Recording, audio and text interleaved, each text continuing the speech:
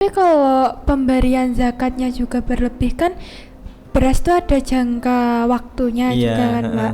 Nah itu kalau seandainya kita memberikan dalam lingkungan kita itu Iya. yang termasuk golongan 8 golongan itu cuma 3 orang atau 4 orang, sedangkan yang memberikan mayoritas Iya. itu diberikan benar-benar banyak banget, yang kayak satu karung yang dijelaskan kayak Pak Abid.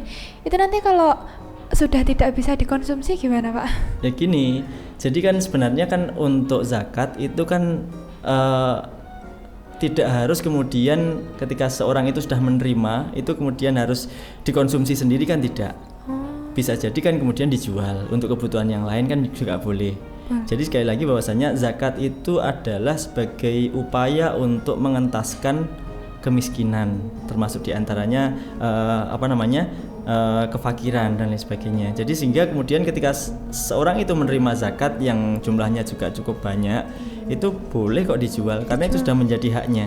Jadi pesan saya untuk para generasi muslim masa kini, anak-anak muda, Gen Z ya, itu zakat itu kita upayakan itu sebagai bentuk financial skill. Jadi kemampuan seorang dalam memanajemen finansial. Karena sekali lagi bahwasannya ketika zakat itu memang kita mengeluarkan. Kan kalau mengeluarkan itu kan berarti kan kita kurang. Tapi sebenarnya esensinya gitu enggak berkurang. Itu justru menambah. Halo Sobat Manesa, kembali lagi di podcast Manesa. Berbagi cerita, menebar inspirasi. Selamat siang teman-teman. Jadi hari ini di bulan suci Ramadan kali ini yang sudah mendekati Hari Raya Idul Fitri ya teman-teman, kita kedatangan narasumber yang bakal membantu membagikan ilmunya mengenai zakat. Jadi sebenarnya kenapa sih kok orang Islam itu diwajibkan membayar zakat? Tapi sebelum itu saya ingin memperkenalkan dulu sedikit biografi dari narasumber kita. Jadi beliau ini adalah salah satu guru di MAN 1 Blitar juga. Beliau mengajar pelajaran fikih. Jadi insya Allah ilmunya sangat dapat dipercaya di bidang perzakatan ya. Mari kita langsung sapa beliau dulu. Selamat siang Pak Abid. Selamat siang, Assalamualaikum. Assalamualaikum. Bagaimana Pak Abid puasanya selama ini? Apakah lancar atau ada kendala? Alhamdulillah untuk puasa tahun ini lancar, dan untuk tahun ini kebetulan saya punya goals karena semenjak di MAN saya sudah 2 tahun ini ya masuk di MAN 1 Blitar, bergabung menjadi guru di MAN 1 Blitar itu. Dulu saya masuk itu berat badan masih 58 terus masuk di MAN 2 tahun itu sudah nambah 7 kg. Nah iya sampai 65. Terus akhirnya ya saya punya goals lah, masa sudah menjadi bapak-bapak perut buncit kan gitu. Akhirnya saya berusaha untuk diet karbo, terutama ngurangi, saya nggak makan nasi, terus kemudian nggak minum gula itu. Tapi masih lancar aja loh Pak, kayak nggak ada kan Pak Abid setelah melalui kayak yang biasanya makan nasi terus tiba-tiba nggak makan nasi. Keadaannya Pak Abid masih sehat. Alhamdulillah sehat-sehat, karena ya awal memang ada rasa semacam bisa nggak ya nggak makan nasi kan gitu kan, biasanya kan kalau apalagi orang Indonesia kan makanan pokok harus pakai nasi, tapi alhamdulillah nyatanya bisa, dan saya juga masih bisa beraktivitas. Bahkan saya jogging, lari, masih jalan 5 kilo, 10 kilo masih aman lah. Karena kita sudah mulai, waktunya udah mulai grogi Pak.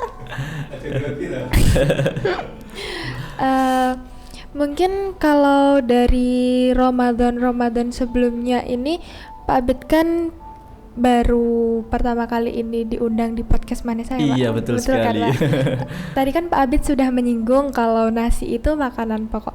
Jadi sebenarnya kenapa sih kok kita diwajibkan membayar zakat? Dan biasanya kan zakat itu berbentuk beras kan Pak?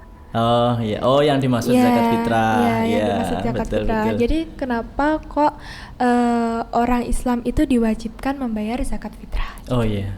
Jadi gini, kalau zakat fitrah kan zakat ada dua ya, zakat fitrah sama zakat mal. Kalau zakat fitrah itu dikeluarkannya itu untuk penyuci jiwa. Jadi yang dikeluarkan itu berupa makanan pokok di daerah setempat. Nah, kebetulan di Indonesia ini kan makan pokoknya kan beras, ya nasi. Jadi kemudian untuk zakat fitrahnya berupa beras. Mungkin di daerah lain yang makanan pokoknya menggunakan gandum, nah itu berarti ya zakat fitrahnya menggunakan gandum. Atau mungkin kalau teman-teman di daerah timur, mungkin karena di sana makanan pokoknya sagu, ya bisa jadi mereka zakat menggunakan sagu seperti itu. Kalau seandainya Pak, kan kalau beras itu ada takarannya, kalau nggak salah itu 2,7, benar Pak? Oh ya, jadi itu, ya gimana? Kalau sagu atau jagung itu sama atau enggak takarannya? Oh iya. Jadi untuk zakat fitrah sendiri itu kadarnya untuk zakat fitrah itu adalah satu sok kalau dalam kitab Fathul Qorib itu ya. Satu sok itu kalau orang Jawa menyebutnya satu kati itu setara dengan 4 mud. Nah, 1 mud itu sekira kurang lebih sekitar 1 cakupan tangan. Berarti kalau zakat fitrah itu sekitar 4 cakupan tangan. Ya berarti kalau gandum atau mungkin sagu ya 4 cakupan tangan itu. Tapi kalau di lazimnya kita beras selama ini ya, itu karena gini, memang saya kan juga sebagai amil zakat ya di daerah saya, di desa saya. Itu beberapa tahun saya menjadi amil zakat itu mengamati ada perbedaan. Kalau berkaitan dengan kilogram itu ada perbedaan. Iya, ada perbedaan. Karena gini, kan kalau kami sebagai amil zakat itu menerapkan penggunaan yang sistem lama. Kita menggunakan kalau orang Jawa menyebutnya centak. Kotak itu kubus itu yang kemudian di situ kalau berasnya itu ukurannya besar-besar, itu bisa jadi beratnya agak kurang. Tapi kalau berasnya yang kecil-kecil, kalau orang Jawa menyebutnya sebagai meniran, yang berasnya agak hancur gitu, itu justru lebih berat. Kenapa? Karena kan volume di situ kan masuk dari berasnya itu kan semakin banyak kan gitu.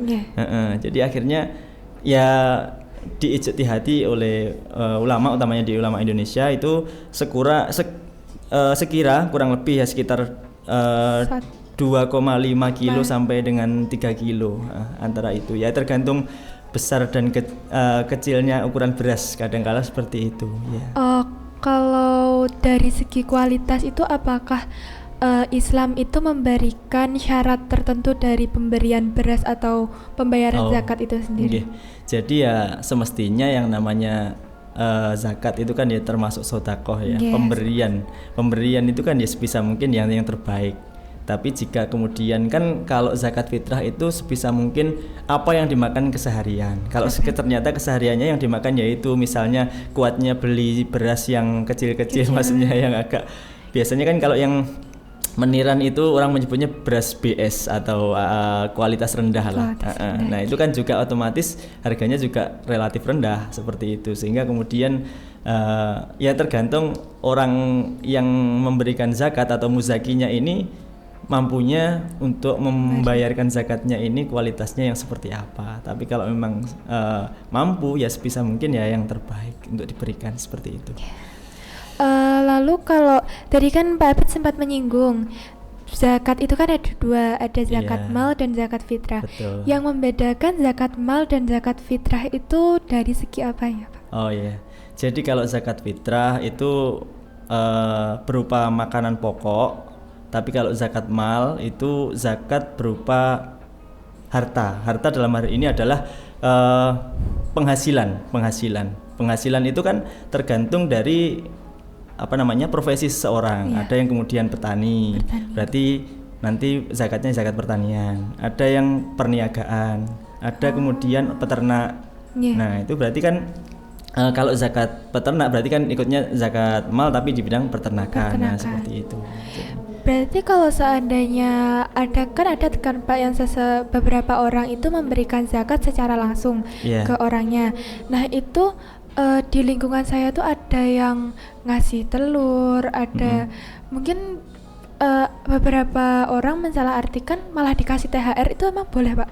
Oh gitu ya. Jadi karena itu orangnya peternak ayam gitu, ayam petelur gitu ya. Benar. Sebenarnya gini, kalau untuk besaran zakat mal itu kan adalah 2,5%. 2,5% jika zakat itu sudah mencapai nisab. Kan kalau untuk zakat itu kan ada ketentuannya ya, kita nggak bisa sembarangan. Beda dengan sodakoh. Kalau sodakoh itu kan bebas.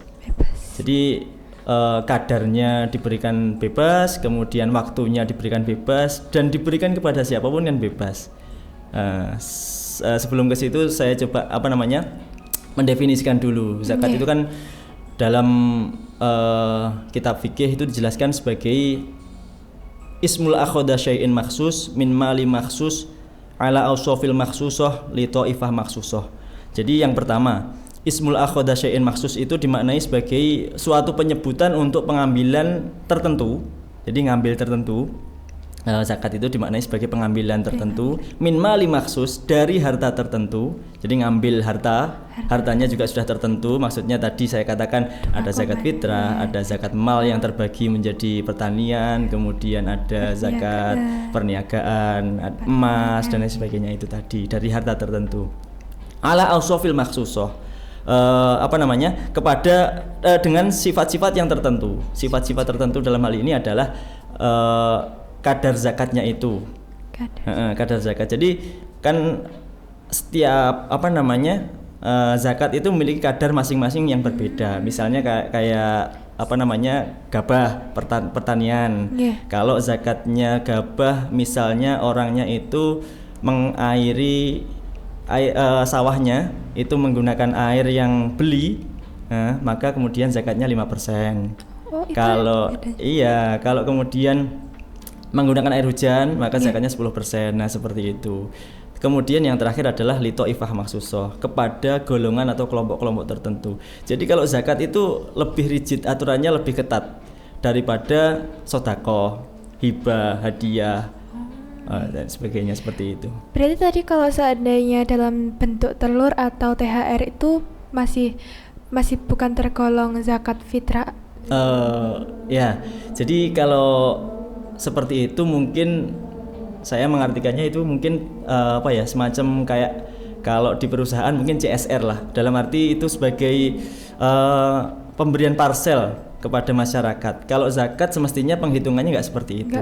Ya, seharusnya dikalkulasi selama 1 tahun. Kan sekali lagi ada ketentuan tadi.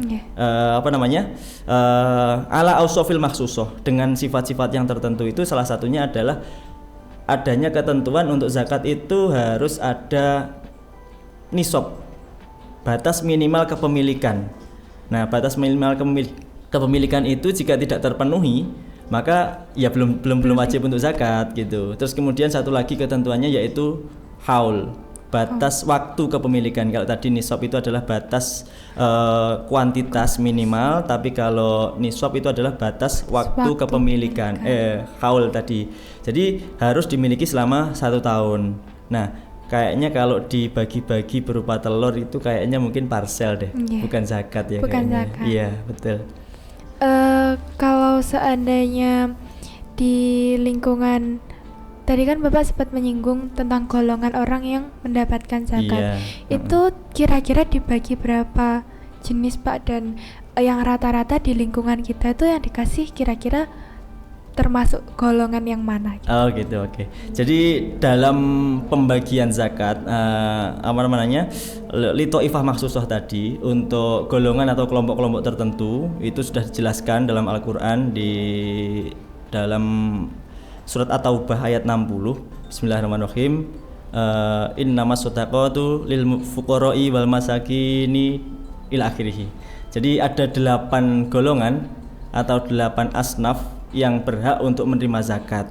Jadi diantaranya ada fakir, ada miskin, ada amil, seorang yang mengelola harta zakat.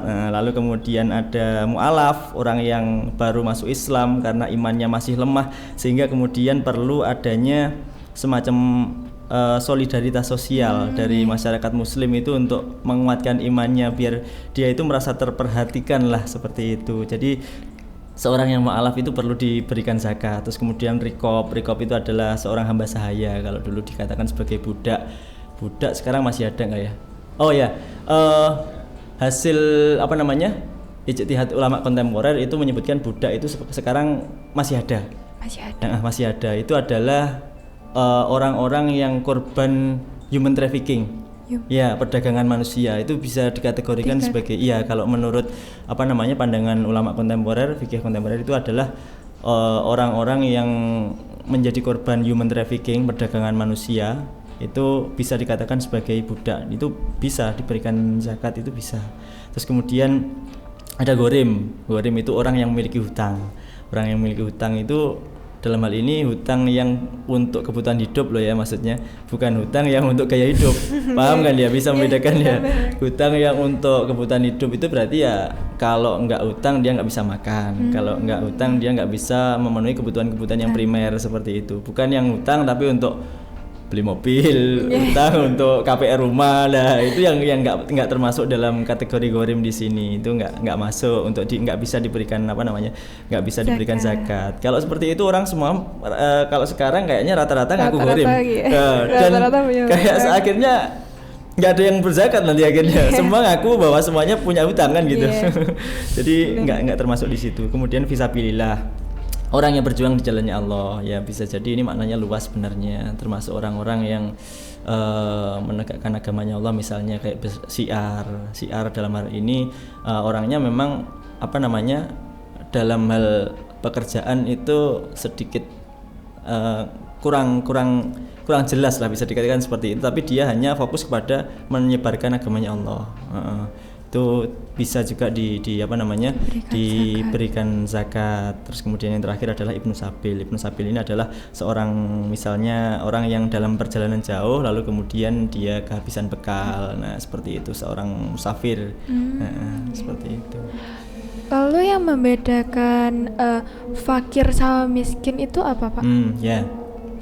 Jadi kalau fakir sama miskin itu gini, untuk membedakannya, kalau fakir itu cenderung lebih ke orang yang nggak punya pekerjaan dan kemudian ataupun ada pekerjaan tapi pekerjaannya kurang jelas, seperti itu.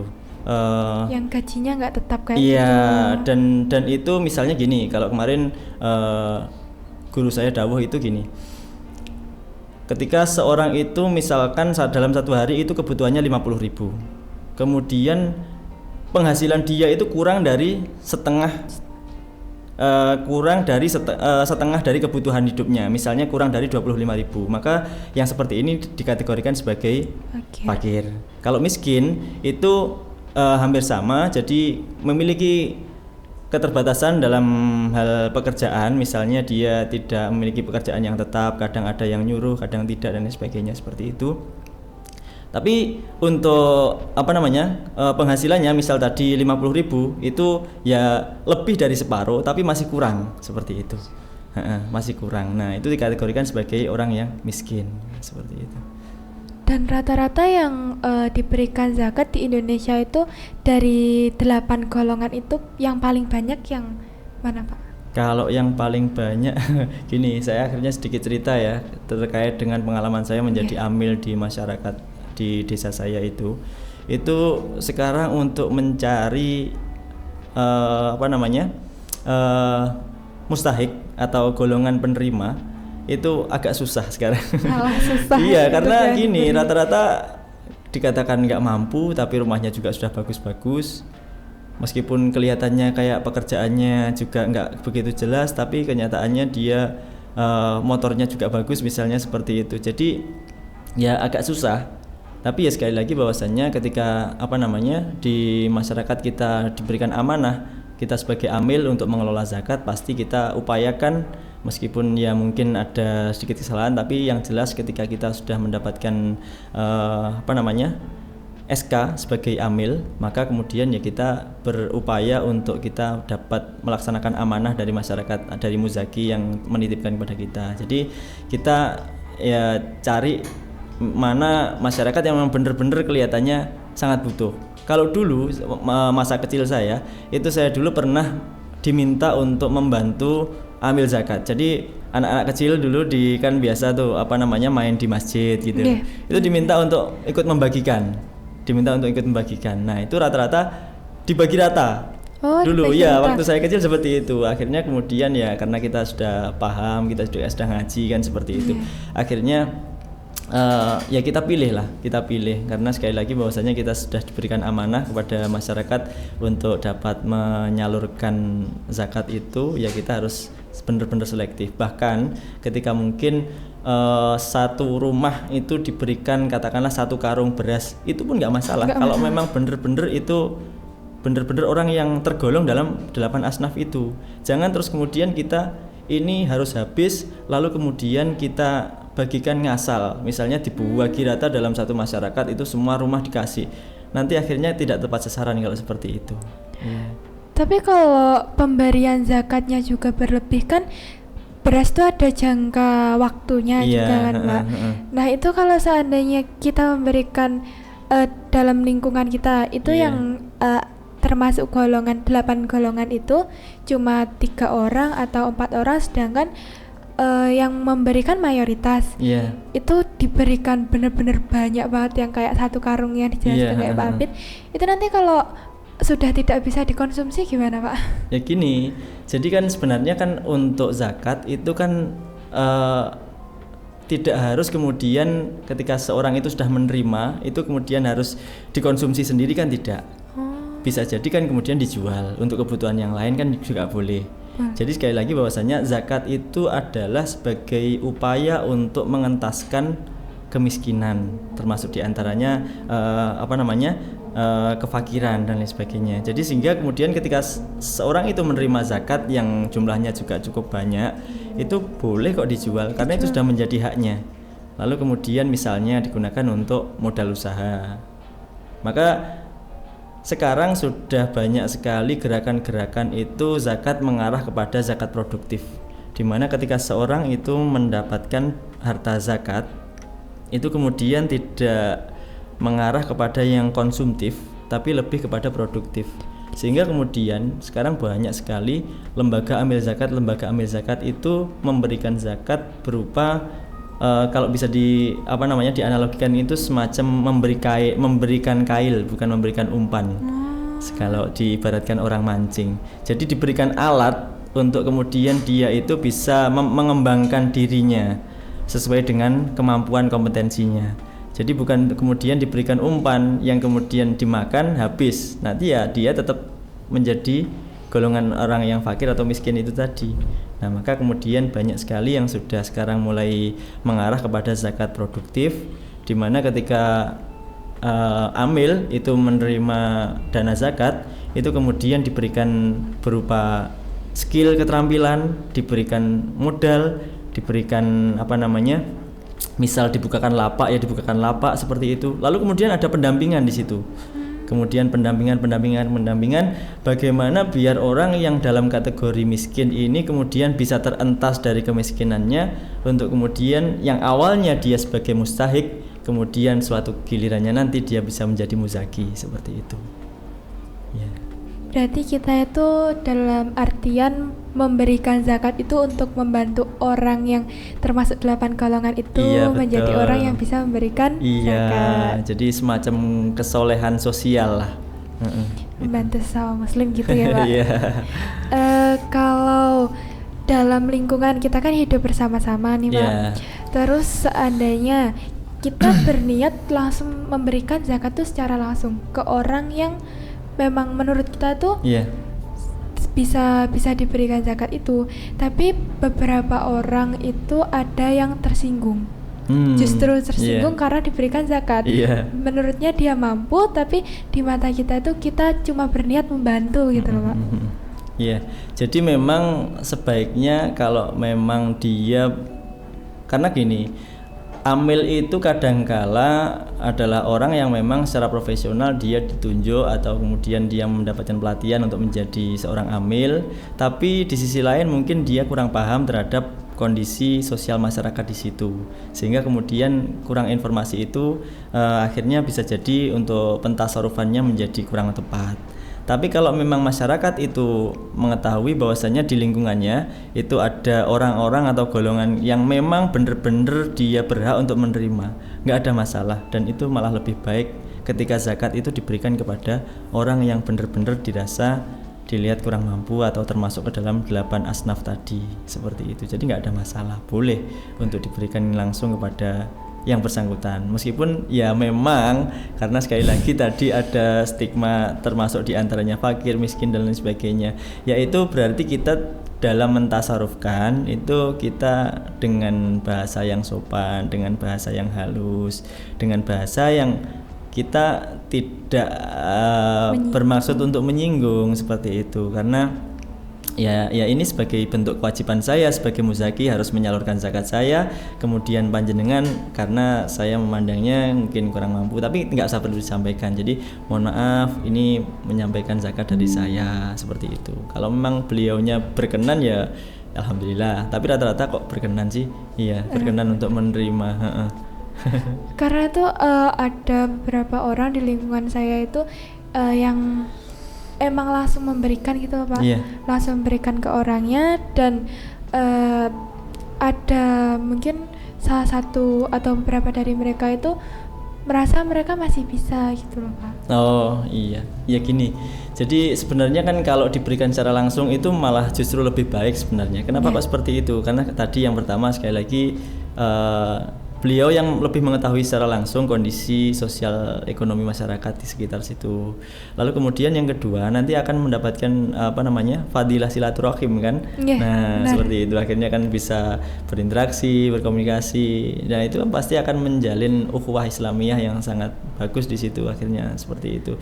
Terus kemudian ketika diberikan secara langsung itu nanti juga pasti akan memberikan kayak semacam ikatan, ikatan antar tetangga menjadi lebih kuat. Nah seperti itu. Tapi untuk meminimalisir itu maksudnya bisa lewat takmir zakat boleh? Ambil zakat maksudnya? Iya, ambil zakat. Gini, karena gini memang kebanyakan ini masih agak rancu di masyarakat berkaitan dengan pemahaman amil zakat ya. Jadi gini, kelompok masyarakat yang mengelola dana zakat di masyarakat, misalnya kayak di masjid, di musola gitu, belum tentu mereka bisa dikatakan sebagai amil. Jadi gini, ada kalanya dikatakan itu sebagai amil, karena amil itu kriterianya ada banyak, itu juga diantaranya harus ada semacam punya skill, harus ada pelatihan terlebih dahulu untuk menjadi amil, dan harus di SK-kan oleh lembaga yang memang memiliki kompetensi untuk atau memiliki wewenang untuk memberikan SK terhadap amil tersebut. Nah, ada kalanya itu ya hanya sebatas kelompok masyarakat atau takmir masjid atau takmir musola yang kemudian mengelola zakat tapi dia tidak ber-SK. Nah, yang seperti ini tidak bisa dikatakan sebagai amil.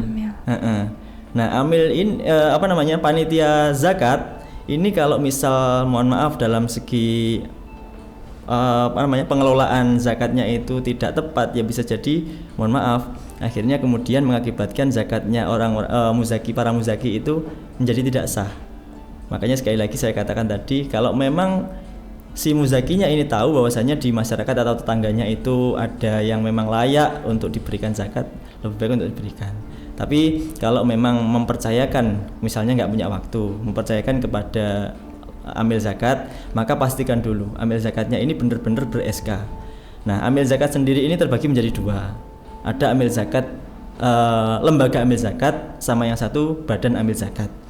Kalau badan amil zakat ini adalah bentukan dari pemerintah, istilahnya amil zakat plat merah gitu lah. Jadi ini bentukan dari pemerintah, namanya Basnas itu. Yang kedua ada LAS, lembaga amil zakat, Lasnas. Nah, Lasnas ini banyak sekali. Ada perkumpulan dari organisasi tertentu, misalnya mungkin yang sampean ketahui ada Lazisnu. Lazismu ya kan, ada dompet duafa, ada Baitul Mal Hidayatullah dan lain sebagainya, banyak sekali. Nah, kalau itu bentukan dari masyarakat, swadaya masyarakat, seperti itu. Jadi nanti ketika mungkin kita dalam melaksanakan zakat itu kita harus benar-benar selektif dan sebisa mungkin mengetahui keabsahan dari amil zakat ini, seperti itu.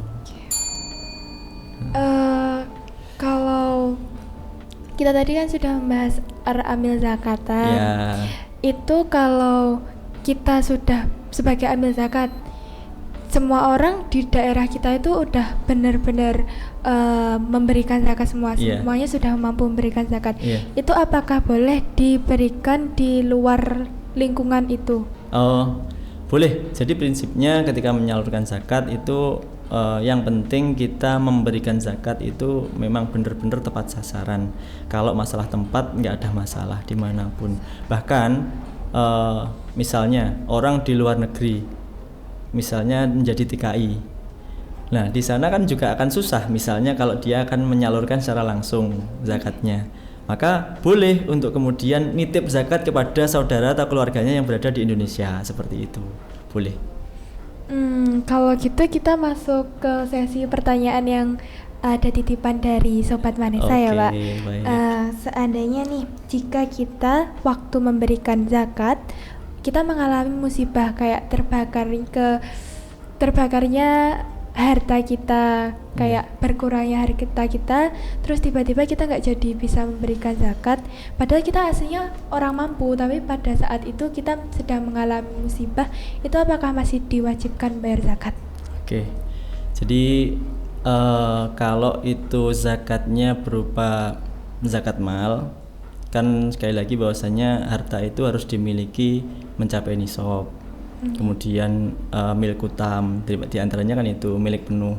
Terus kemudian harus ada ada haul, batas kepemilikan. Tapi kalau kemudian ternyata qadarullah mendapatkan musibah dari Allah, terus hartanya terbakar dan lain sebagainya, maka ya kemudian akan hilang kewajiban itu, karena sekali lagi harta yang dimiliki kan akhirnya untuk survive dia hidup.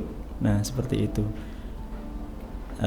Jadi ketika mendapati musibah seperti itu, ya sebisa mungkin bagaimana agar dia masih bisa bertahan hidup aja terlebih dahulu, seperti itu.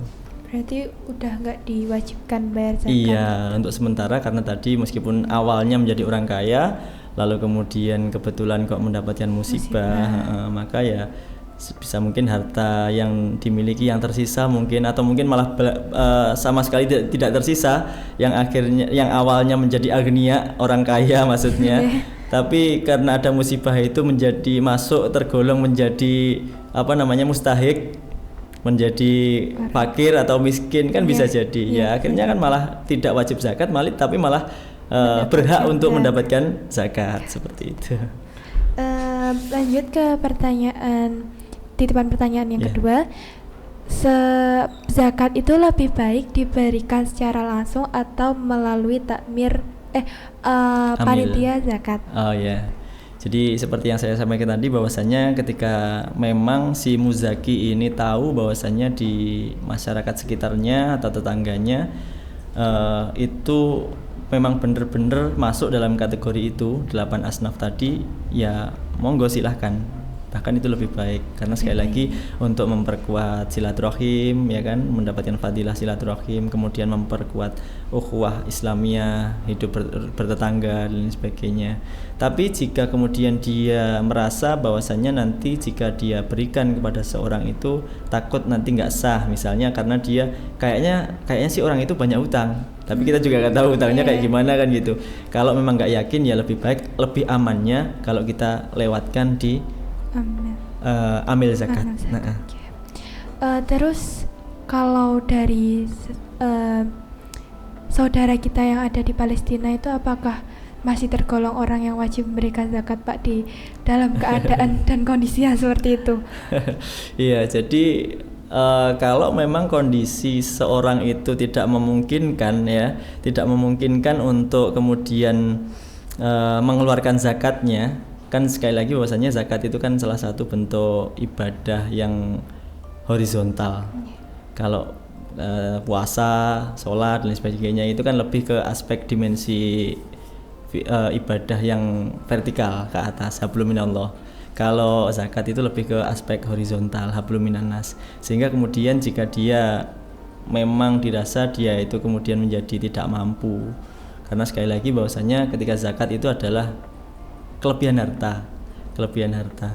Maka kalau kemudian dia merasa bahwa dirinya itu tidak mampu, misalnya kayak di daerah konflik perang seperti di Palestina seperti itu, ya berarti kalau memang yang bersangkutan itu punya harta yang jumlahnya seperti mencapai nisab, kemudian juga mencapai haul, maka ya tetap wajib zakatnya.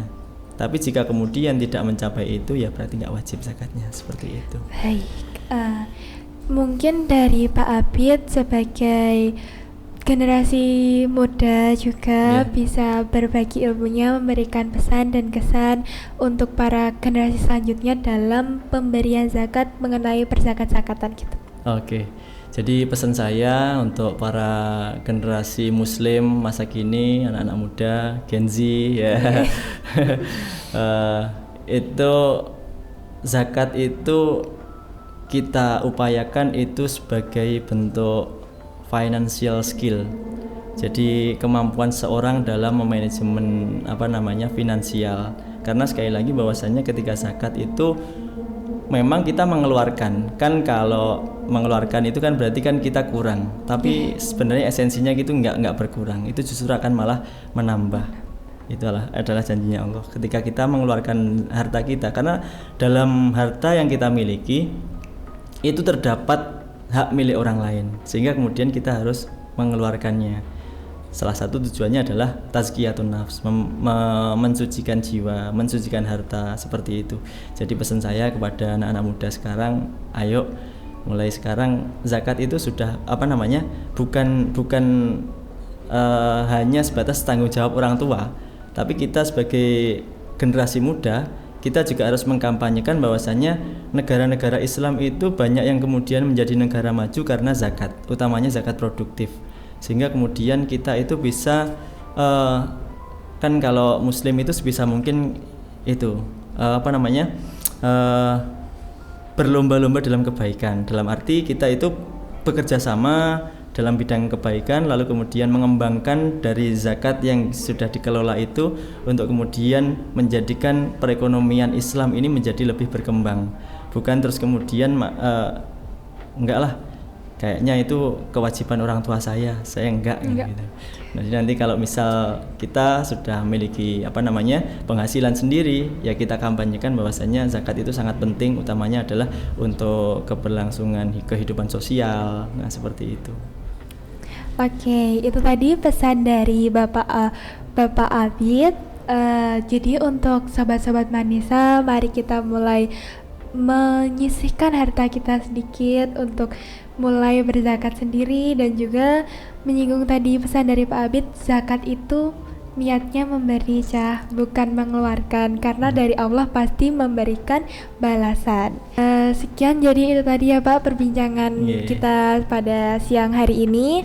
Saya selaku dari Arjuna juga berterima kasih kepada Pak Abid telah meluangkan waktunya. Sama-sama. Dan juga meminta maaf apabila ada perkataan atau perbuatan saya yang menyinggung Bapak Abid. Sama-sama. Oke. Buat Sobat Manisa, terus pantau podcast kita ya teman-teman, biar di bulan suci Ramadan kita ini dapat berfaedah dengan mendengarkan podcast Manisa seputar edisi Ramadan. Dari saya sekian, wassalamualaikum warahmatullahi wabarakatuh. Waalaikumsalam warahmatullahi wabarakatuh.